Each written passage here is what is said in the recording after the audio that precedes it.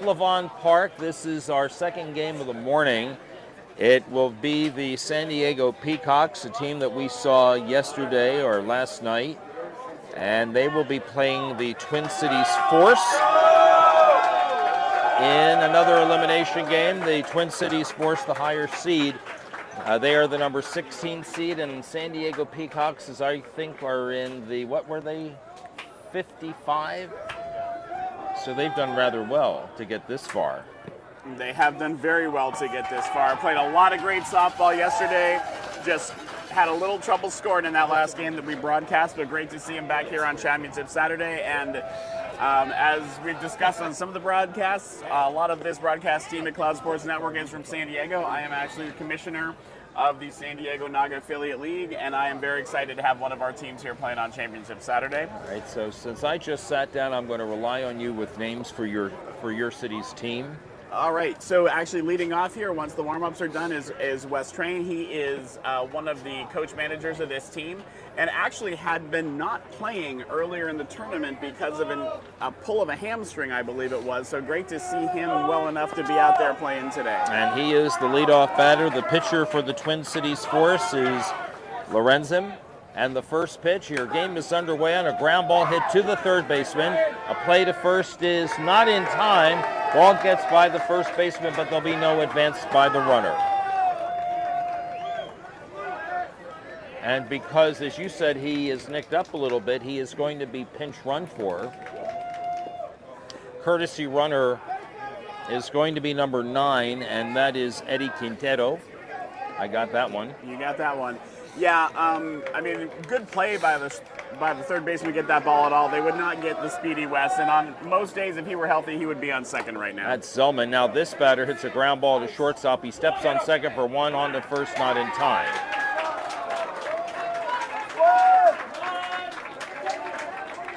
So that was McKeever batting into that fielder's choice there with the unassisted 6 out at second base, and that's going to bring up Tanner. Tanner Mayer batting third. He swings at the first pitch and hits one on into center field for a hit. Runner stops at second base. That's McKeever. So it'll be runners at first and second and one out. And this is going to bring up Stephen Bithell. Bithell, the cleanup hitter. And as we mentioned last night, a lot of these folks were recruited from our flag football league. And Bithell's one of those guys who's played flag football as well for a number of years. And the first pitch to him. He swings to the first one and grounds one to the shortstop. A flip to second for one. On to first is late. Throw goes wide. This will allow McKeever to score.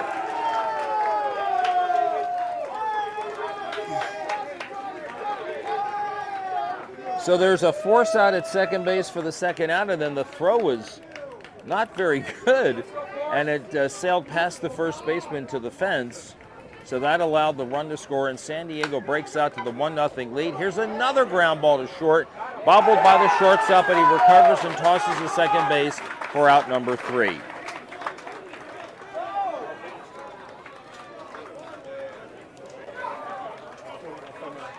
Kevin Hawkins, yes. And so the Peacocks come out and get one in that inning, and learn don't hit it to the shortstop. All right, 1 run scores here on the top of the first for the Peacocks of San Diego.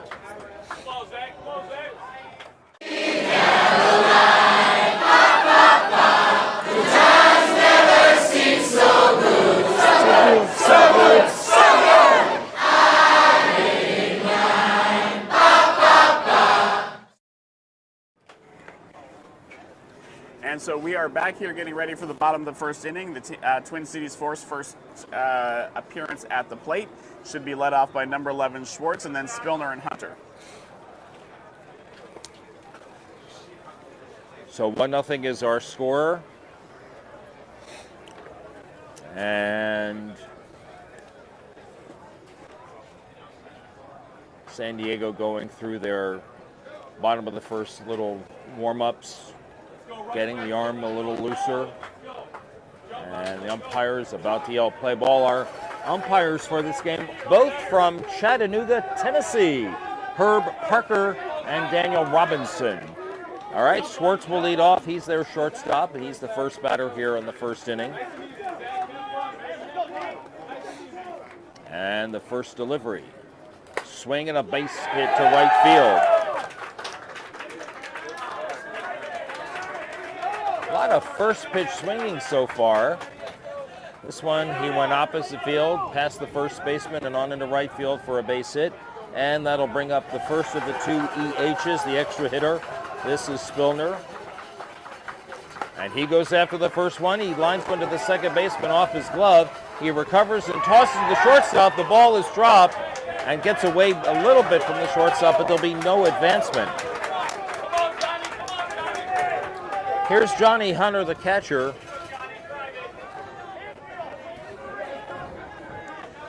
So you mentioned that they're swinging to the first pitch. For in a lot of ways, that's an effect of the 1-1 count because you don't like to have 2 strikes for your first swing.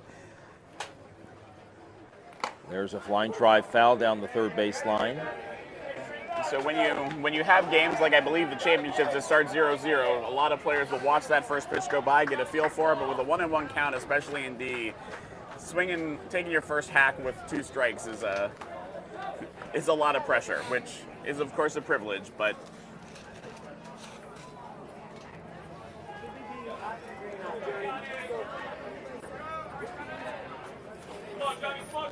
All right.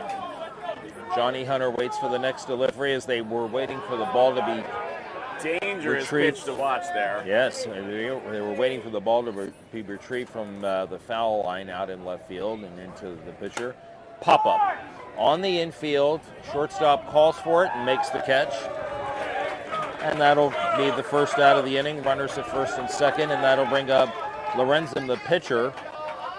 Didn't hear it called, although I did see the umpire's arm go up, but that could have been an infield fly rule. If you have runners at first and second and an easily catchable fly ball on the infield, that can be an automatic out. First pitch is swung on and hit into right field, a little looping base hit. A run will come across to score as Schwartz rolls around third, and he scores the first run of the game for his team. It is now 1-1.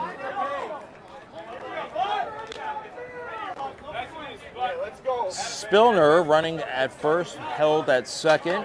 First and second for Buck, the second extra hitter. And he takes the strike called. It's a ball and 2 strikes. And here's the 1-2. Swung on and hit out into left center field. Left center fielder makes the catch out there, throws back trying to get the runner going from second to third, but it only got as far as the relay man who did not try to throw, so the tag made by Spillner on the third base puts him closer to home plate. It is first and third now with 2 out, and it'll bring up Josh Hausman.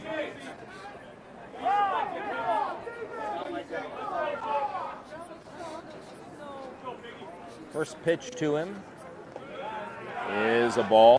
On deck hitter is Fletch.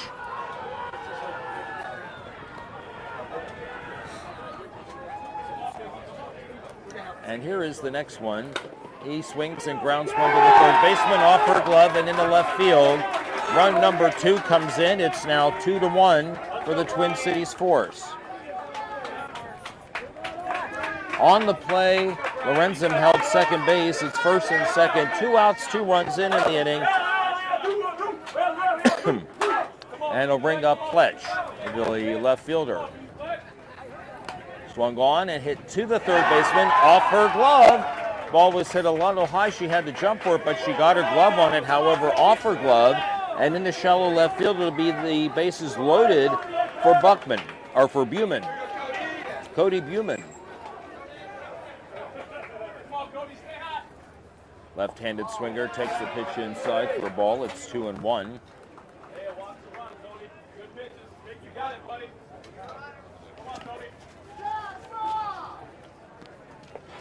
And that pitch is the ball 3.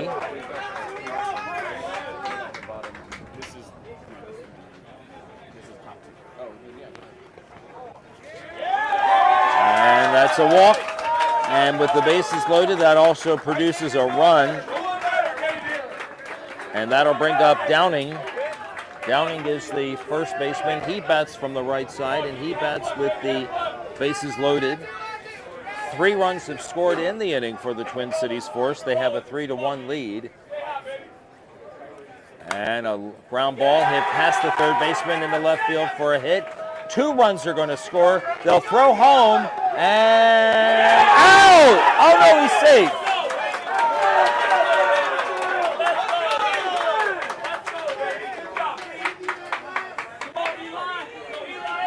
Runner at first held at second base, Downing with a 2-run single, and that'll bring up Kivett. Wes clearly not happy with the call. The ball did get there, and he got a tag on the player. I'm guessing in the umpire's estimation that foot was already on the plate before the tag hit him.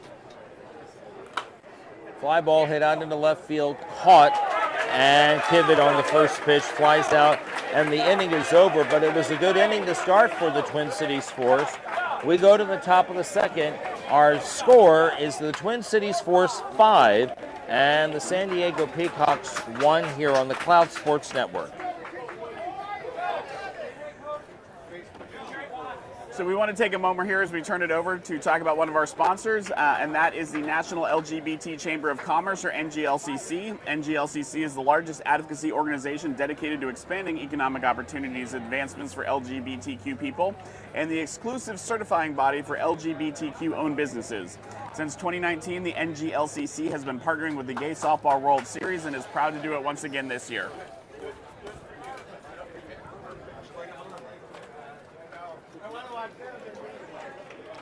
All right, we start play here in the top of the second inning. It is 5-1 in favor of Twin Cities Force. Ryan Johnston to lead off for San Diego's Peacocks, and he hits the first one off the shortstop's glove.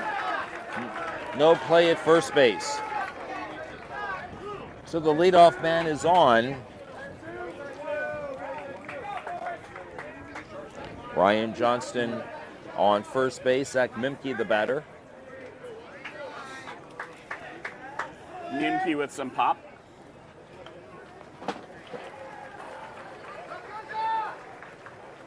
He swings and hits one over the shortstop's head and into left center field for a hit. So 2 pitches, 2 singles. Mimke actually from Wisconsin, so I'm wondering, his parents have come to see him before when we've been in the Midwest for the World Series. I wonder if they're here now watching him. Kevin Chenair, the batter. He bats from the left side. And he takes the first pitch for a strike. These Peacocks have scored over 20 runs a number of times, so... Fly ball hit out into right center field. That ball's got carry. The right center fielder came in before he went back, so at least 1 run will score. They better hurry because the runner is catching up. Here they have a play at the plate. He's safe, and the ball catches by the catcher. Mimke a little excited. You might have picked him up on the microphone. He's known for displays of exuberance. Mimke, not as fast as Chenair. Chenair was chasing him, and he had no choice but to try to come home because Chenair was right up his back. So Chenair is at third base with the 2-run triple, and that'll bring up Jim Suduth. And Mimke not a slow runner by any stretch. He had to wait to make sure that ball wasn't caught because, say it again, Rich, that ball would have been caught or landed short of the fielder yesterday the way that wind was blowing. Yes.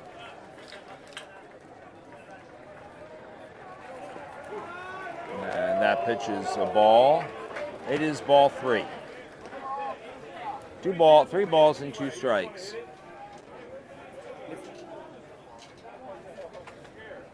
The 3-2 delivery swung on and popped up on the infield right side, caught by the first baseman, and no tag. One of the reasons I'm especially happy to get to broadcast these Peacocks again is there's somebody we didn't mention yesterday because he wasn't playing. But their manager, John Michael Cooper, was a great addition, putting this team together with Wes, adding a team to our league, and they've been outstanding, as you can see. Kristen Hartman loops one to the first baseman who makes the catch, and that's out number 2. And that'll bring up the top of the order, Wes Train. He singled in the first inning.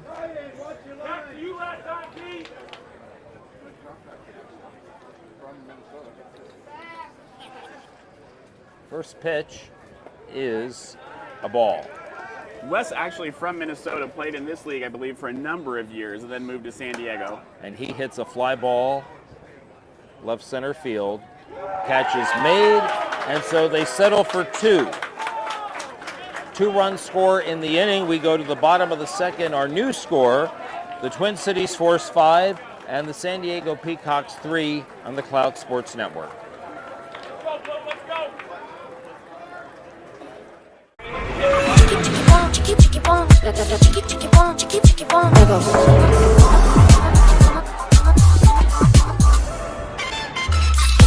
Follow your vibe. Busy Hard Seltzer, flavor for every vibe.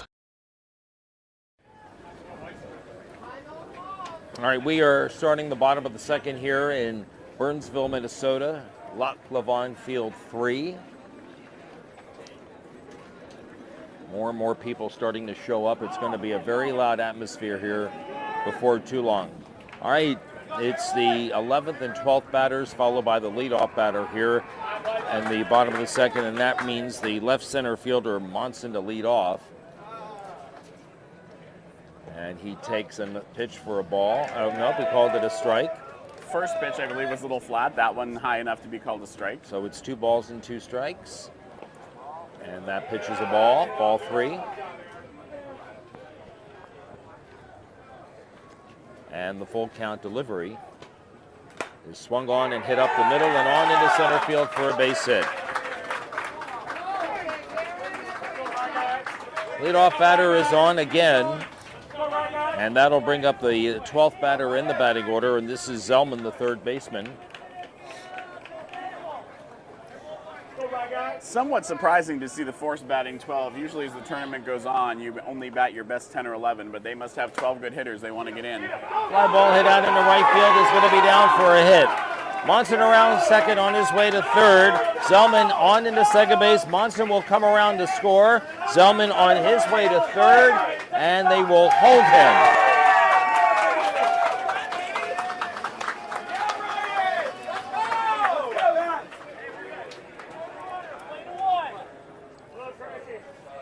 There'll be a courtesy runner. Kivett will be the runner, the courtesy runner. He's the right fielder. He will run for Zellman, who hit a triple to right field. And it is now 6-3 for the Twin Cities Force. We're back to the top of the order, and Schwartz, who singled and scored his team's first run in the first inning. And he swings and grounds one to the second baseman. Over to first in time, but a run does score. So they get the 2 runs back that they surrendered in the top of the inning. A ground out, and it's 1 out, but another run in, and our score is now 7-3. Keep in mind that 7-3 is a low softball score, so Peacocks probably making the right call there. Just get the out, let the run score. They're going to need to score some runs. That run is unlikely to be the difference in the game. Spillner singled and scored in the first inning. Nobody on. Left-handed hitter hits a pop-up on the infield, and the second baseman makes the call, and he makes the catch. Out number 2, and that'll bring up the catcher, Hunter.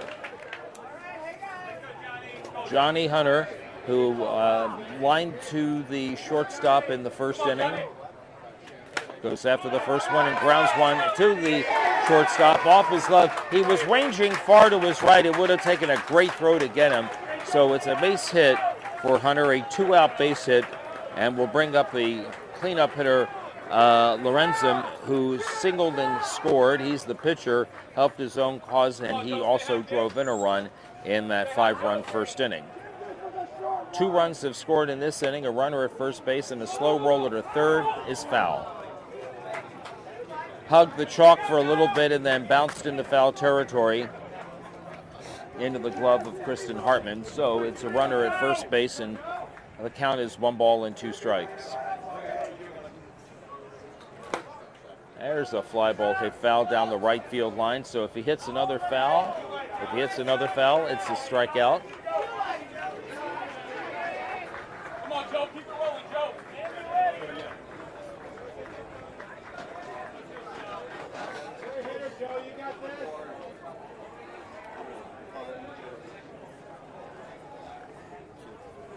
There's a pop-up foul, and that is an out. Everybody running away from it, so that's going to be a strikeout. So 2 more runs do score, however. The first 2 got on and they scored. We go to the top of the 3rd here on field 3 at Loch Levon. The score now, the Twin Cities Force 7 and the San Diego Peacocks 3 on the Cloud Sports Network. All right, well, we are going to take a moment then to talk about some more of our sponsors. One of our most exciting sponsors to me, because I watched it for years, is World Wrestling Entertainment, or WWE. WWE is proud to be partnering with the Gay Softball World Series for the 2nd consecutive year. Founded in 1953, WWE is a global integrated media and entertainment company.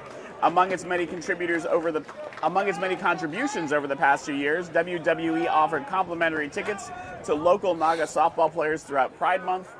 We received some of those in San Diego, and I know some of our players had a great time at those events. Rob McKeever will lead off here in the 3rd inning. And he hits one out into left center field for a hit. It's fielded by the left center fielder, but McKeever, running very fast, gets to 3rd base, and he is a leadoff triple here to start the top of the 3rd for San Diego, and it'll bring up Tanner Mayer. Didn't say it yet, but might as well now, given how that ball carried. You may not hit a home run over the fence in D-Division softball. That would be an out. And Tanner Mayer goes up the middle and gets an RBI single into center field. A run scores. It's now 7-4. And Stephen Biffle will be the batter.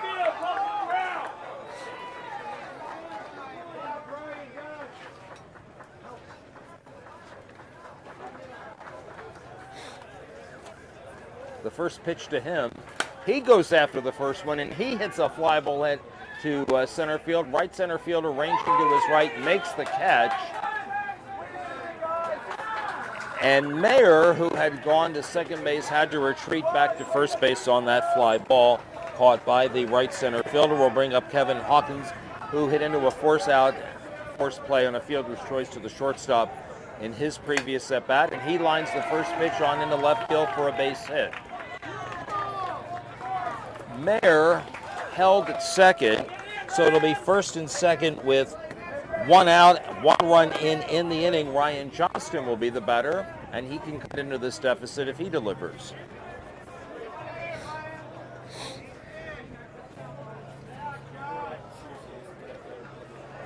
And the first pitch is a strike called.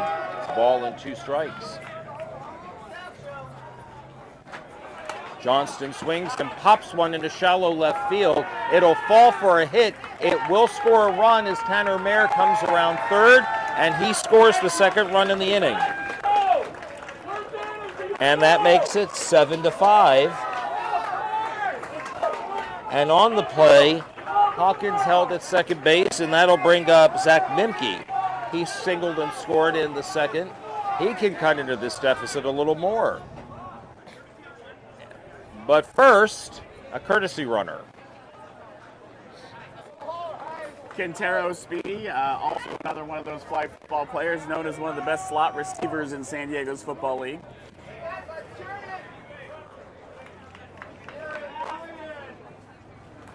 Swung on and hit in the air to left field. Left center fielder ranging over 2.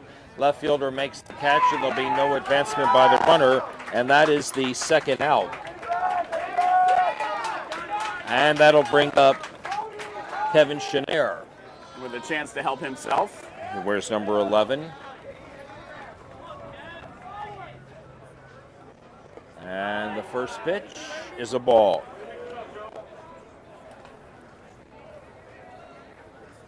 There's a line drive hit out into right center field, and that ball bounces in front of the right center fielder. A run will score. They'll have a play at 3rd base, and the runner is out.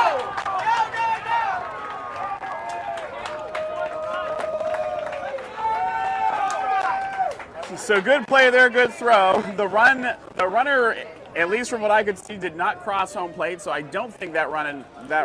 The umpires are talking about that very same thing, and so that run so does not no count. run. The run does not count. So that means 2 score in the inning. 7-5 is our score as we go to the bottom of the third. Yep, not sure. Didn't watch to see if the third base coach was sending him. I think what might have happened there is I thought that ball was going to go a little bit farther than it did, and it also short hopped the fielder, but the fielder made a great play to get it, threw it right back in. And it takes a good throw. It was one. So the Peacocks get a few, but a very promising inning shut down by that play at third. So we start play here in the bottom of the third. The extra hitter, the second of the 2, is Buck. He flied out to left center field in his first time. And the first pitch to Buck is flat for a ball.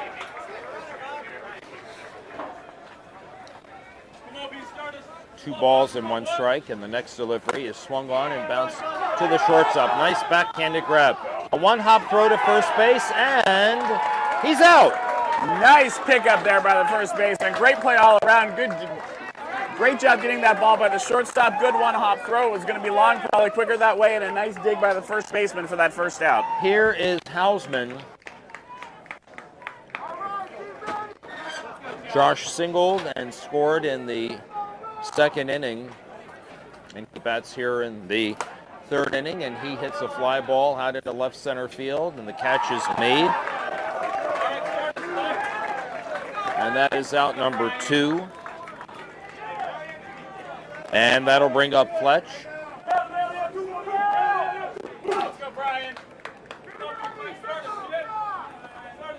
And the first delivery is hit in the air. Shallow left field. Left fielder comes on and makes the catch. And that's one of those innings that as a coach sometimes you just get a little annoyed. First pitch hitting, 3 outs quickly. San Diego comes back in, and they trail as we go to the top of the fourth by the score of 7-5 here on the Cloud Sports Network.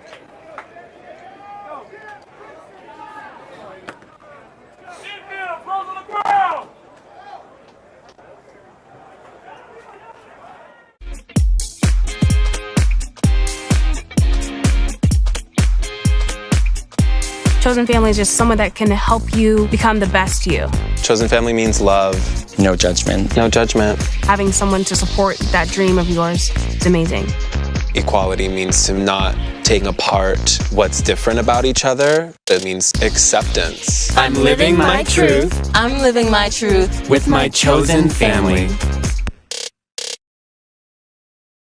Jim Soto will lead off for San Diego here in the top of the fourth, and he swings and misses at the first pitch. And goes after this one and lifts one into left field for a base hit. So the leadoff batter on again. They've had the leadoff batter on in each of the first 4 innings. Kristen Hartman, the batter. Interesting setup yesterday was batting from the other side of the plate, and I believe in his first at-bat today, switched it up to go righty for this most recent at-bat. Kristen Hartman takes the first pitch. It bounces on the plate for a ball. It's ball 2, strike 1. And the next one is bounced back to the pitcher. They get an out at second base. They throw to first. The throw is not in time. So they get the lead runner. The putout goes 1-6. And Kristen Hartman at first base on the fielder's choice. And we come back to the top of the order and Wes Train. Felt like there were some momentum swings there in the second and third inning. TC Force came out strong. Peacocks slowly coming back, and then a great 3-up, 3-down inning. See if they can do it with the bats now. First pitch bounces on the plate.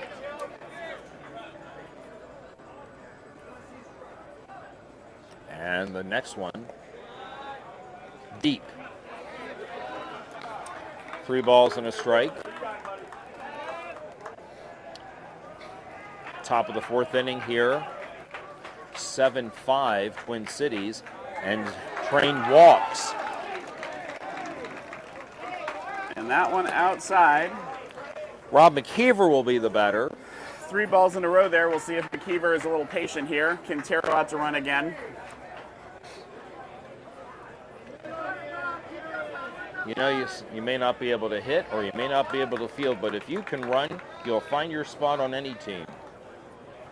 McKeever takes a strike. All right, over the inside corner there. Not a bad idea to take one after a walk. A ball and 2 strikes, and here's the next one. He takes a pitch deep, ball 2. It's 2 balls and 2 strikes. A little bit further inside, trying to get him to pull that ball. The 2-2. Swung on and up the middle pin. It's in for a hit. Kristen Hartman on her way to third. The ball is bobbled twice in the outfield.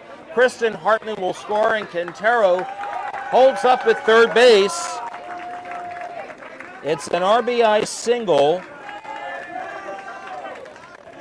and both runners advance on the bobble in the outfield, and that'll bring up Tanner Mayer. And he lifts one into shallow right field, and that ball is in for a hit.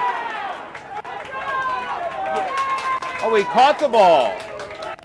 Okay, he caught the ball.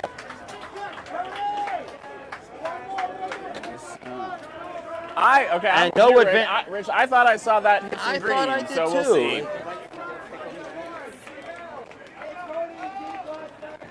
Is this for me? And that's going to bring up Bithell the I cleanup have batter with the cashews, bases. thank you. All right, here's a line drive up the middle. That is in for a base hit. A 2-out single will score 2 runs, and that gives San Diego its first lead of the day. Its second lead of the day.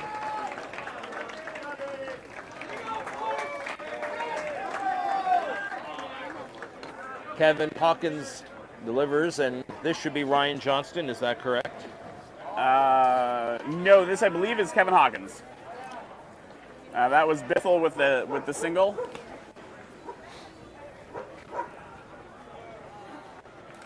Line drive foul down the left field line. I'm a batter ahead of myself. Well hit ball.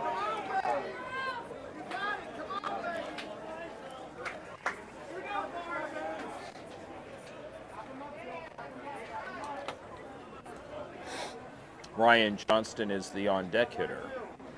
And the next one swung on and bounced to third, over to second, and that's the inning. But 3 runs do score for the Peacocks, and they take their second lead of the game. We go to the bottom of the 4th inning, and our new score is now the San Diego Peacocks 8 and the Twin Cities Force 7 here on the Cloud Sports Network.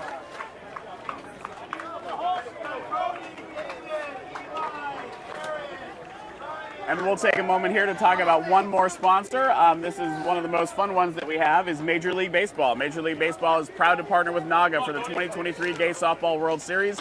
Major League Baseball is committed to ensuring that we have a welcoming and inclusive culture where everyone's voice matters and where people of all races, ethnicities, genders, gender identities, sexual orientations, ages, religions, disabilities, and viewpoints can thrive. All right, the leadoff batter will be Cody Buman, the right center fielder. He walked in the first inning, and he lifts this one foul on the left side. And it is definitely out of play. He bats from the left side. His team is trailing for the second time today. It's 8-7.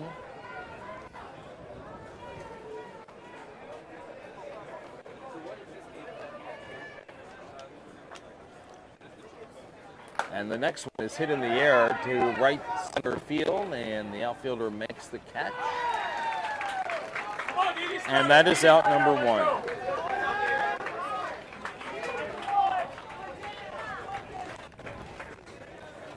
The pitcher Kevin here with an interesting motion. He's dipping low and bringing up, and maybe helping him get some fly balls. All right, this is Downing, and he hits one into right center field for a hit. It gets by the right center fielder, and Downing on his way to third base, in for a triple.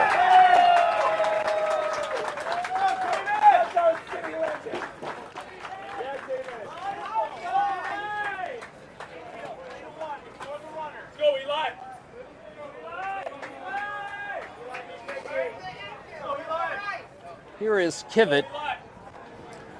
Runner at third base, 1 out, and a foul to the left side.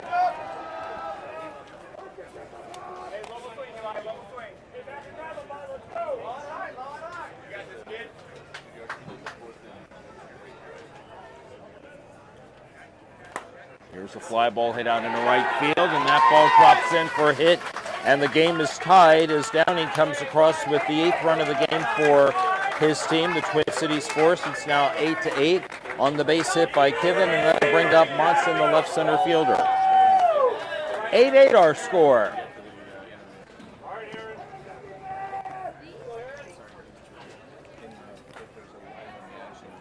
And he swings and hits one to the shortstop on the short hop. He flips to second, and it's bobbled by the second baseman, and the runner is safe.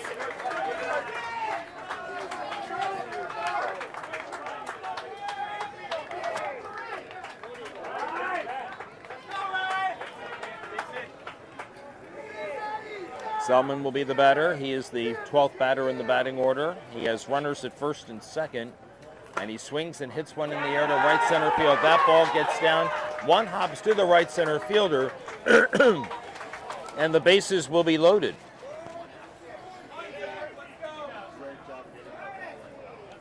We come back to the top of the order, and the shortstop Schwartz will be the batter with Spillner in the on-deck circle.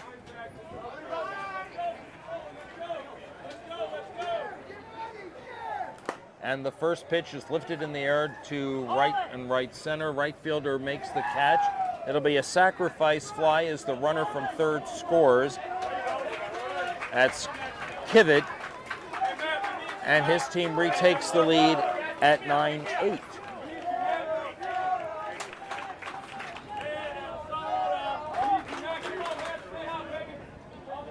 Here is Spillner. He is 1 for 2. Singled and scored and lined, then he lined to the second baseman. We have runners at first and third.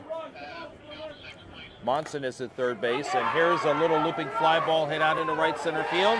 The ball drops in for a hit. A run scores, and another runner to third base. The runner scores is Monson, and Zellman is now at third. Spillner at first. It's first and third. 3 runs have scored in the inning. Here's Johnny Hunter, the catcher. Takes the pitch for a ball.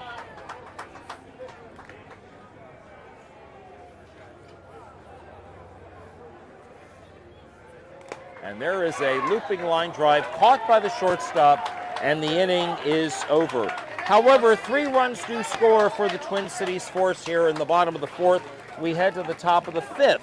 And our new score, the Twin City Force 10 and the San Diego Peacocks 8 here on the Cloud Sports Network. Have an opportunity right now to visit with Jake McGill. You're set. All right. All right, Jake, hi. My name is Rich Siegel. It's nice to meet you. Nice to meet you, too. James, you are the Associate Marketing Director of Hornitos. Hornitos and some of our ready-to-drink cocktail brands, yes. And it says on my notes here that Hornitos is a product of Beam Suntory? Yep, Beam All right. Suntory. So tell us a little bit about that. So Hornitos and Jim Beam in general has been around for obviously a lot of years. But in the 8 years that I've been with the company, we've been very supporting of the LGBTQI+ community. Done a lot of events, coordinated with a lot of different fun things, and we've always been proud to be part of that. What is being here? You see all of these people here. What does this mean to you? Honestly, it's the most fun I've ever had organizing and executing an event. We've done Pride for a lot of years, and this was something that is near and dear to me, and so it's been a real honor to be part of it. I've had so much fun. I watch everybody having as much fun as they're having, and it honestly, it's really cool to watch it all come together. And Are you a player? Do you play in this? I haven't, no, but I used to play, and some of my coworkers now with Minneapolis being the largest softball league in the country, and we're looking at doing some sponsoring with that, and then having some of our members of the Minnesota team play in the league. There are a few people on the Minnesota team that play. So talk about diversity within your company. Our company is we've been very forward about making sure that we are a DEI company, making sure that everybody has a voice, everybody's included, and that everybody is made sure that they're heard and respected within our company.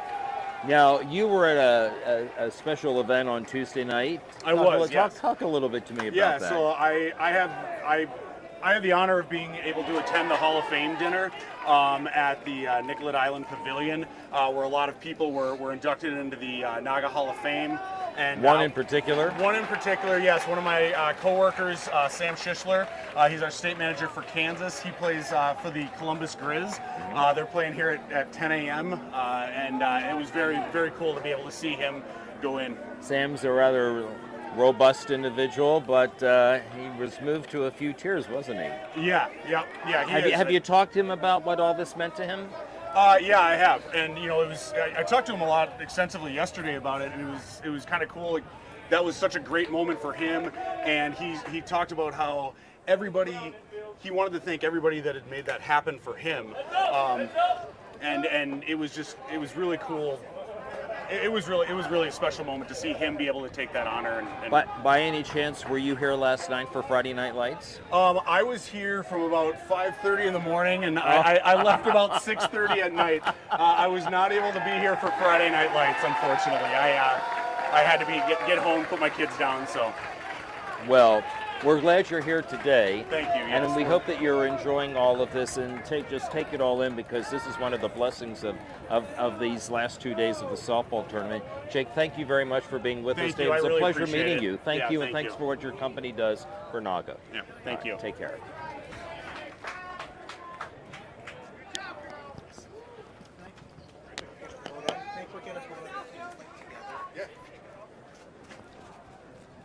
Kristen, okay, we're getting a picture here. Thank you, Jake. Thank you. All right, Kristen Hartman makes an out, and that ends the inning. Joel will tell us the plays that we might have missed here while we were having that interview with Jake McGilligan. Jake, the Associate Marketing Director of Hornitos, a product of the Beam Suntory Group. He was in attendance on Tuesday night when Sam Schischler, our friend, was inducted into the Hall of Fame, one of 11 new members of the Naga Hall of Fame. And so what did we miss? Anything? A little bit of noise there by the Peacocks. So Ryan Johnson started with a grounder to the third, where the third baseman made a nice play. Nimke had a fly out. Then the pitcher again hit a triple and was scored on a ball to the shortstop by Sudduth. But then Kristen Hartman hit into fielder's choice, so the Peacocks scored one in that inning, have a total of 9 runs, and still trail the Force by 1 run. All right, it is 10-9 as we play here in the bottom half of the 5th inning. The leadoff batter is the pitcher, Lorenzum, and he takes the pitch for a ball. And the next one, he swung on and he popped it up in foul territory and out of play. Doesn't get much more exciting than this. Multiple lead changes in a game on Championship Saturday. All right. Swing and a grounder to the right side, fielded by the first baseman, who tosses to the pitcher, covering the position very well, and the putout will go 3-1. I'm going to tell you, in D softball, having a pitcher aware enough and fast enough to get over there and cover like that is an asset. Kevin knows exactly what he's doing. Great play to get over there. I will tell you, when I pitch in D, I am almost never there fast enough to make that out.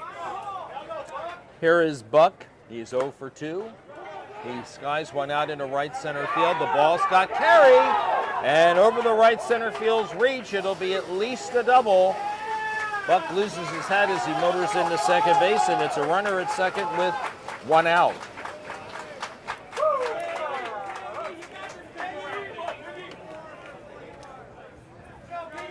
There will be a runner. It looks like a sub because he's calling out the number change. Rosado is going to be the runner for Buck. That means that Schwartz will go coach third base. And Hausman will be the batter. He has singled and scored and fly to left center field.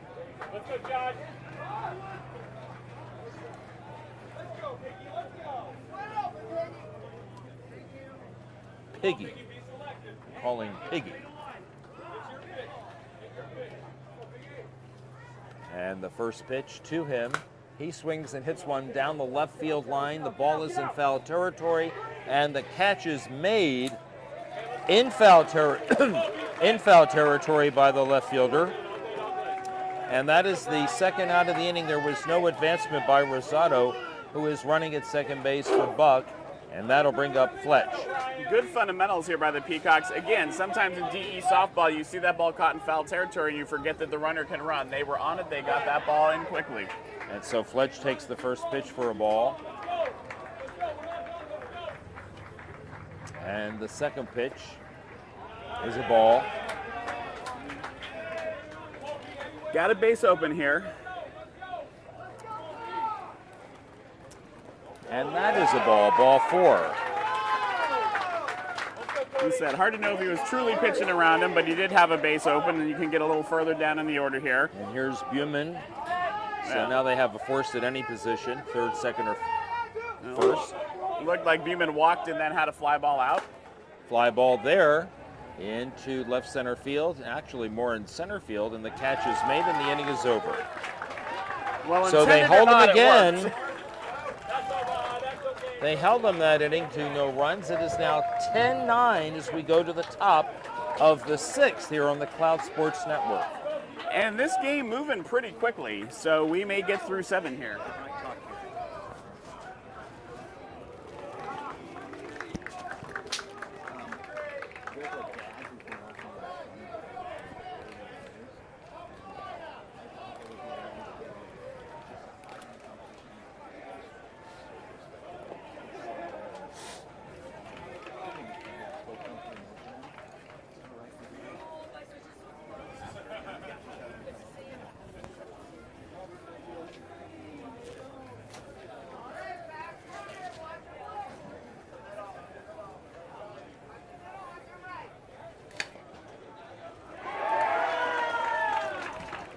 Here's a base hit into left field, top of the order, batting here.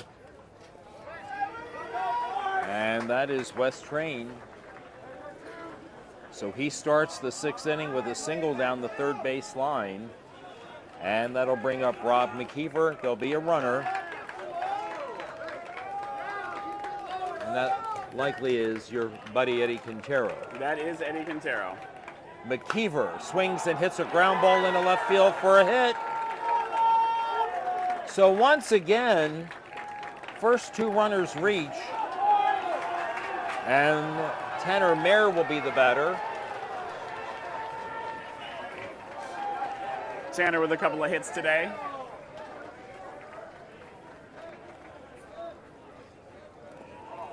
Takes that one high and inside. And as fast as Eddie Quintero can run at second base, if Tanner Mayer delivers here, the game could be tied or And more. Bithell speedy as well. An extra base hit probably scores 2 easily. And the count is 2 balls and 2 strikes. A pitch is a ball. So apparently it was 3-1. Boy, I wish sometimes the umpires would be a little louder. So the bases are loaded.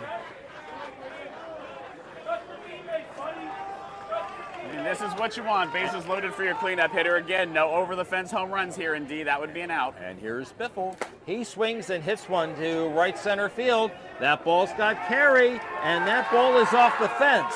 Quintero scores. McKeever scores. Mayer scores. Biffle around third will be held on a 3-run triple.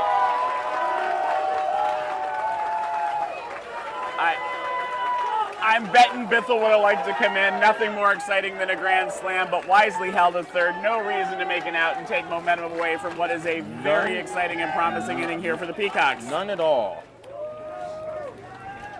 And with no down, lots of ways for him to get into score. All right, here's Hawkins. And there's a fly ball hit out into left field. And the catch is made. It'll be a sacrifice fly to an RBI. 4th run in the inning. It is now 13-10. Wasn't immediately clear that was going to be deep enough to score the run, but as soon as he had to go down on his knees to get it, pretty clear that Bithell could come home easily. This time I'm just going to wait until I see an umpire throw his arm up or give the safe signal before I try to call it myself. Ryan Johnston, the batter. So the bases are empty now, but again, it's a 4-run top of the 6th. And Ryan Johnston pops one in the air down into shallow left field. Shortstop giving chase. The ball lands in foul territory, so it's just a strike. But a good effort there by the shortstop, Schwartz. And just to be clear, it's where the ball is. Even if the player touches it, if the player was in foul territory and the ball was in foul territory when they touched it, it's a foul ball. So Johnston with another life here. All right, that'll bring up Johnston. And he hits one into left field. Left fielder has the beat on it, and he drops the ball. It's picked up by the left center fielder. Johnston will go into second base, where he will be with one out. Johnston strays a little bit there at second. A good throw behind him, but not quite fast enough to get him. Left fielder was down for a minute, but it looks okay. Might have just been upset that he missed it. Zach Mimke will be the batter with a chance to add to his team's lead. Mimke's driven the ball, hit the ball hard every time, a couple just too much in the air. Strike called. Takes the first one down the pipe. And the next pitch is a ball 2. And Mimke, the batter, calls time. Mimke Steps also out. a football player. 2-2 pitch, swung on and hit up the middle into center field, and right center fielder got his glove on it, juggled it, and dropped it. That'll send Johnston to third base, where he will hold. He had to wait to see if the ball was going to be caught, but it was not. So we're looking at the brackets here, and the winner of this game in the losers bracket is going to be going to the fourth place game, which will be the next one which will be next in the D brackets. And here's the pitcher who's helped himself multiple times already this game. Kevin Chenair pops one in the air to shallow right center Short, field. could land. That Looks like ball trouble. is going to drop between 5 players. 1 run is in. It'll be a double for Chenair. It is a 5-run top of the 6th for San Diego, and they now lead 14-10 over Twin Cities Force. Mimke held third. That ball was hit in right center field. The closest player to it was the shortstop coming over to try to make that play, Schwartz, but he was unable to. And Rich, I still only have one out this inning, so That's unless what there's I an have. unusual double play, we're going to bat around for the Peacocks. Sudith swings and misses. It's 2 balls and 2 strikes. Swung on and hit in the air to right That's a little field. bit short as well. And the right fielder does not make the catch. Well, hold on.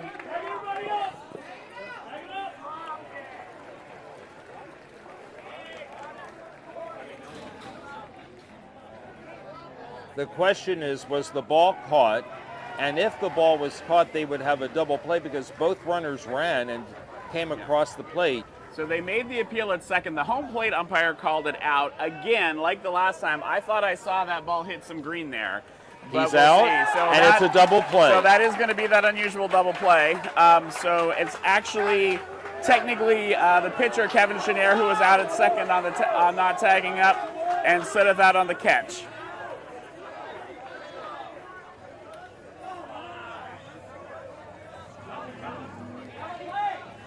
Now they have to determine now if Mimke scored. yeah. No, nobody.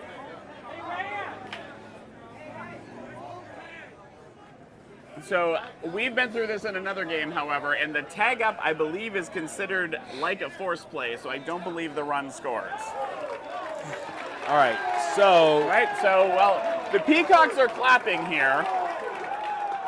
Folks are coming back out on the field, so something changed there. We will try to get with one of the umpires during the turnover to see what happened there.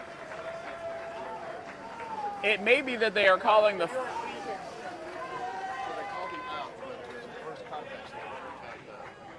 Okay, so we're hearing from our team here from Roman that because the ball was tipped, you can run when the ball is tipped, and so those runners were considered to have tagged up, even though they left before he finally made the catch, and so that allows them. Kristen Hartman lines one to the second baseman, and that will end the inning.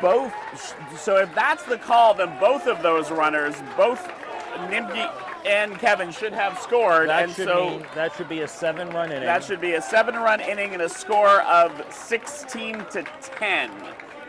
And we are trying to confirm that for you. Roman is trying to get the attention. So Roman has confirmed 7 runs in that inning. So the call was that the catch was made, but again, there's a weird rule here. If you as the outfielder tip the ball to yourself, that's when the runners can run, is when that ball is first contacted by the outfielder. That was the final call of the umpires. The 2-run score.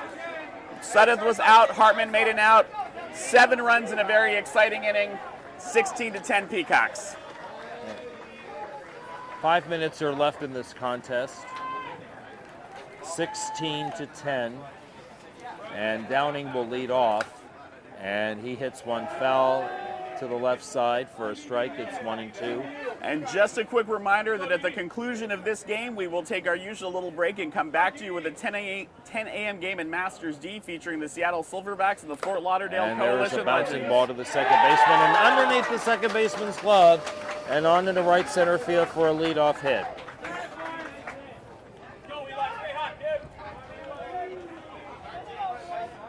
Kivett will be the batter.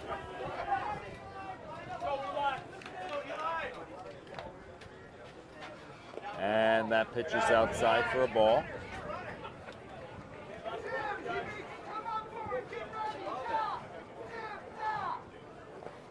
And that is a ball.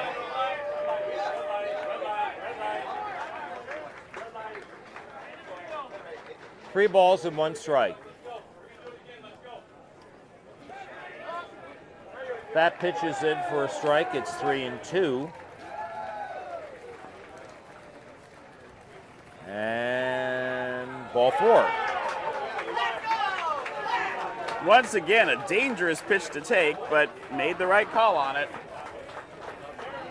Might have been a little more clearly outside to him than it could be to us from our vantage point. That'll bring up, that'll bring up Monson with runners at first and second and nobody out in the first pitch. Swung on and popped up on the infield. Second baseman, no, first baseman. First baseman makes the put out. That is the first out, and we'll bring up Ryan Zellman. Tripled and scored and singled.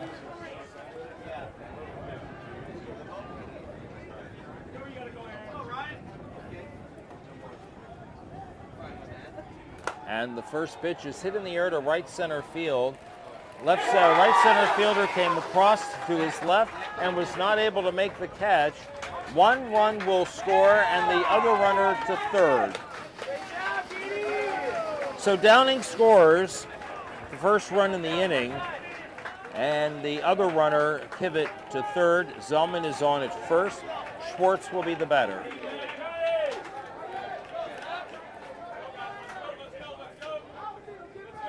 And he swings and hits one in the air to right field, and that ball gets down. Kivett scores. It's 16-12, and Zellman holds at third on another single by Schwartz.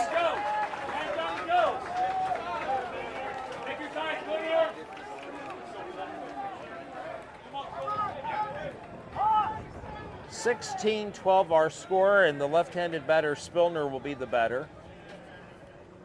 He swings and hits a very slow roller, fielded by the first baseman, who steps on the bag. The runner at third did not come in on that slow roller. He should have scored, but he held third.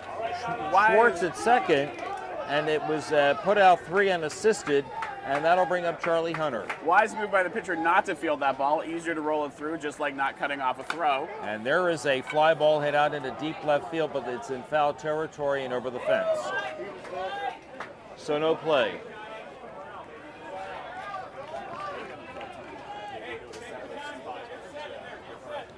Okay. So right now we're just doing a time check for you. These games go 60 minutes. No new inning after 60 minutes. Right now there's probably about 5 minutes left in the game. So if the Peacocks can get out of this inning, we probably are going to be playing one more. And there's a swing and a grounder to the shortstop. He has to go to first, and he does, and the inning is over. 2 runs score here in the bottom of the 6th inning.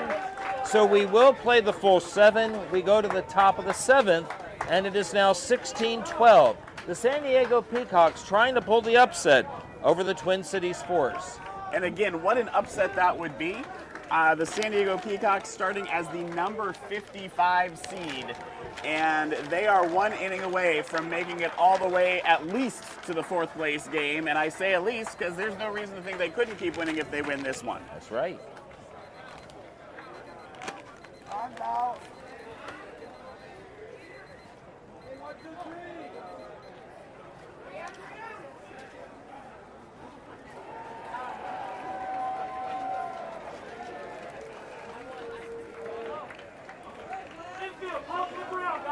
And Rich, unless I am wrong, I believe the Peacocks will be starting the 7th inning with the top of the order. They are indeed.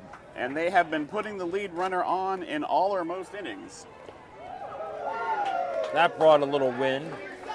Swing and a miss by West Train.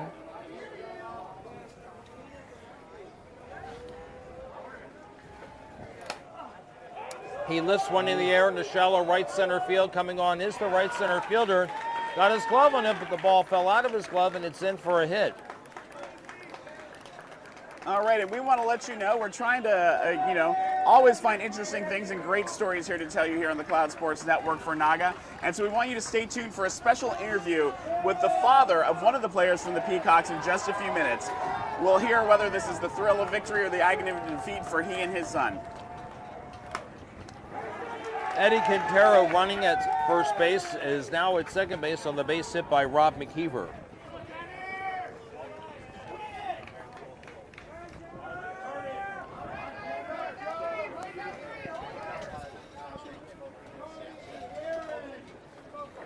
Tanner Mayer, the batter.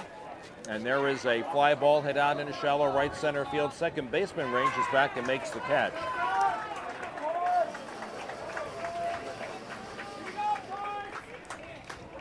All right, here's Bithell. He had the long hit that drove in the first runs in the last inning and got that 7-inning craziness started. A 3-run triple to be exact. And he swings and hits one in the air on the infield. Pitcher and catcher collide. The pitcher makes the catch, and now the pitcher, I think he may be hurt. He did manage to hold on to the ball.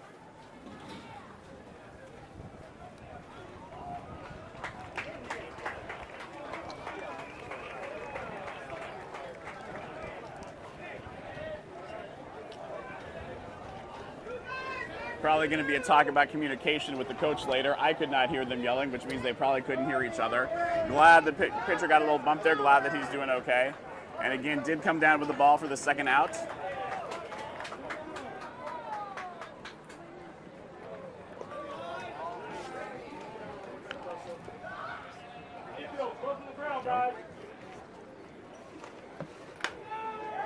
Grab ball into left field for a base hit. Quintero comes around third. The ball is bobbled.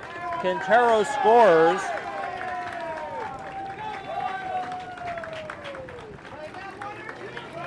And McKeever at third.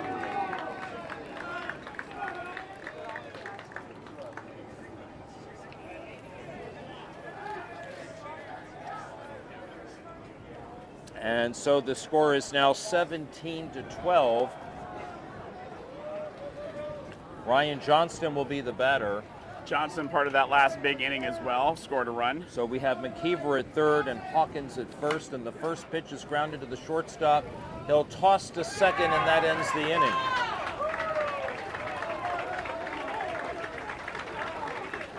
A little insurance in that inning, as a run does score. So the last at-bat coming up for Twin Cities. We go to the bottom of the seventh, and our new score is the San Diego Peacocks, the number 55 seed, 17, and the Twin Cities Force, the number 16 seed, 12, here on the Cloud Sports Network. The Force do have the heart of the batting order coming up with their cleanup hitters, so 4, 5, and 6, Lorenzen, Buck, and Houseman. But after that big first inning with 5 runs, the Force have been quieted down. They've been held to no more than 3 runs in an inning since then. So somewhere in those lead changes, a momentum shift, certainly in that 7-run inning for the Peacocks. I think they've been, whoa.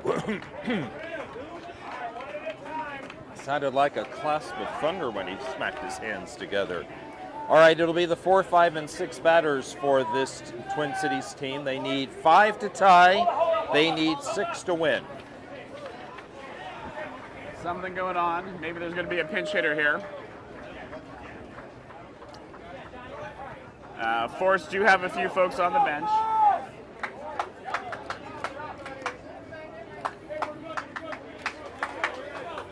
Nope, looks like we're sticking with Buck here.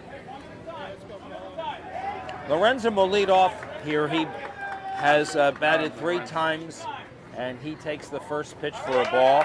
He has singled and scored. He has struck out on a foul, and he has bounced back to the first baseman on a play in which the pitcher made a good cover at first base. And there's another ball.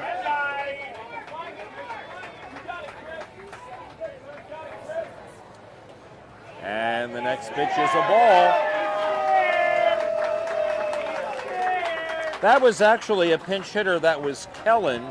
Okay. Regardless of that fact, he opens with a walk, and this will bring up Rosado. Rosado batting for Buck. He went in as a runner for Buck in the 5th inning, and he takes a ball. And you know, these pitchers are actually close, but not a surprise if nerves enter into this a little bit. This is the Peacocks' 2nd year as a team. They did do well in the league in AFCSL this year, but they have not been in a position like this under this kind of game. So there's another ball. Here's the next one. There's a strike, and the count is full. It's 3-2. Also, the wind kicking up a little bit here, Yes, making it harder. I should have never said anything. Ground ball to the second baseman. He'll go to shortstop to get the force, and no play at first base.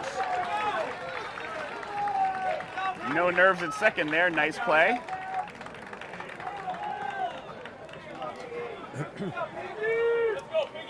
Here is Josh Hausman, who has singled and scored, fly to left center and fly to left.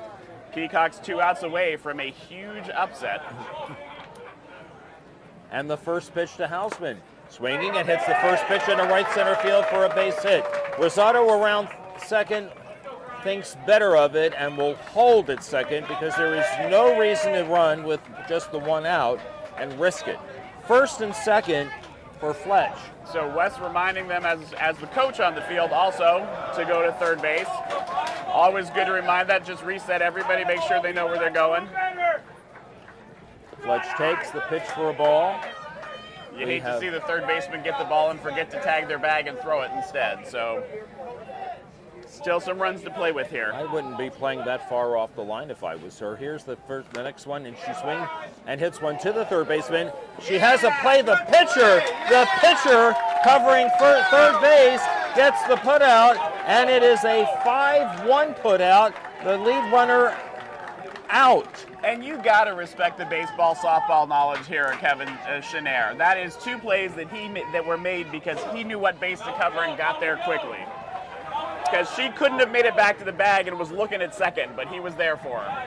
That was just an outstanding play, and you know what? She was positioned perfectly. I thought she should have been guarding the line more, but it's a good thing she wasn't, or that ball would have been a hit. This is a base hit to right center field by Buman. A run will come across. It is now 17-13 as Hausman scores. On the play, Fletch held at second on the base hit by Buman, and that'll bring up Downing. And also, let's say on that previous play at third, a good play by Hartman to be heads up. She could have just stared at second and thrown it there, might not have gotten the out. Saw Kevin coming over and made sure she made the play. And the first pitch to Downing is, as you might have heard with the crowd that is gathered here over at our location, a good eye. First pitch is a ball. It's 2 balls and a strike. So we've got runners at the corners, 2 on, 2 down. The next one, that is low, ball 3. And the Peacocks 1 out away. 3 balls and 1 strike. Downing takes. That one called a strike. In the booth, we that's thought that was a strike. We were waiting for that call. My God, that took him too long All right, to call down it. to their 3 last, balls and the 2 Force strikes. down to their last strike. And the next one is a ball. I think that pitch landed well, but I think it was called a little flat or a little low. So, no harm done. He had a base. the tying run will come to the plate. It is going to be Kivett, the batter. He has flied to left. He has reached twice and has scored. And he takes pitch deep for a ball.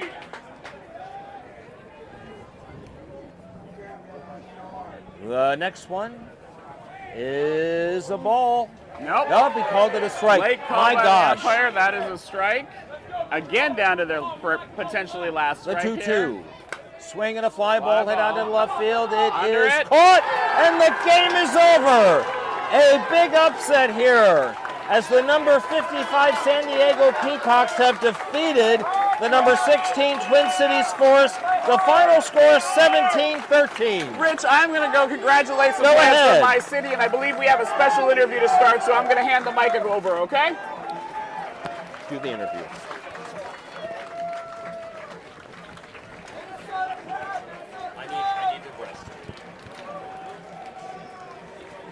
Just pick up that microphone there and let me know who I'm talking to. I know the last name, but what's the first name? I'm Brian Nimke. Brian Nimke, your son just won a game. Yes, he did. A heck of an upset too. They came the 55th seed taking on the 16th seed. 55th seed there? 55th seed. Wow, holy cow. Now, how long have you been watching your son play ball? He's been playing for 3 years. He lives in San Diego. I live in Wisconsin. Okay. And he calls me at least twice a week. And then I always find out on Sunday how he does on Sunday. So he lets me know if they win or lose, but he loves playing softball. And how cool is it for you to be able to see him here playing in the Gay Softball World Series? I love it. Me and my wife love it. We like coming here. It's Minnesota. It was only a 4-hour drive, so it wasn't very long. So he's just won. Tell me, as a father, when you see your son win a tough contest like that. I'm proud of him. Yeah. I'm proud of the whole team. Have you met any of these players before, or is this your first time getting to meet most of them? Most of them. He played for a different team in San Diego 2 years ago when we went. This is a new team, so I met the guys, and they're real nice and friendly. Are you having fun this week? Oh yes, love it. Excellent. I wouldn't miss it for anything. So you'll be watching their next game? Oh yeah, we're here. We stayed in the same hotel. We're riding back home to Wisconsin. So yes. Excellent. Well, thanks so much. Enjoy the rest of the tournament. Thank you. We'll head out of here now. This is Roman Jimenez. You just watched a major upset. The San Diego Peacocks, the 55th seed, taking on the 16th seed, TC Force. And we'll be back next with a Legends Division game. So we'll see you in just a couple minutes.